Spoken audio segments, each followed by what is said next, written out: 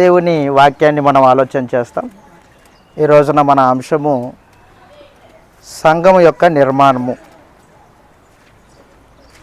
సంఘము యొక్క నిర్మాణము.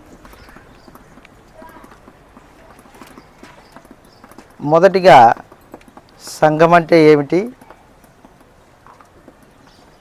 రెండవదిగా సంఘం కొరకు దేవుని యొక్క ప్రణాళిక ఎలాంటిది? మూడవదిగా సంఘం యొక్క నిర్మాణాన్ని గురించి మనం ఆలోచన చేస్తాం ఈ దినమున.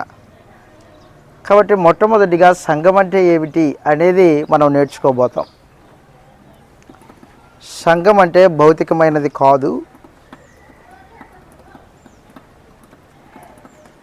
4 గోడల చేత కట్టబడినది సంఘం కాదు. చర్చ్ అన్నారు మనుషులు. దాన్ని మనుషులు ఏమన్నారంటే, నేను చర్చికి వెళ్ళొస్తా అంటాడు. చర్చ్ అంటే 4 గోడలు చూపించి దానిపైన సిలువ బొమ్మను చూపించి నేను చర్చికి వెళ్తున్నా అంటాడు. వాస్తవానికి చర్చ్ అనేది భౌతికమైన కట్టడం కాదు. చర్చ్ అనేది క్రీస్తు ప్రభువు యొక్క ఆత్మ సంబంధమైన శరీరమై ఉంది. దేవుని మందిరమై ఉంది. అది మనుషులే దేవుని మందిరం. భౌతికమైన కట్టడము దేవుని మందిరం కాదు.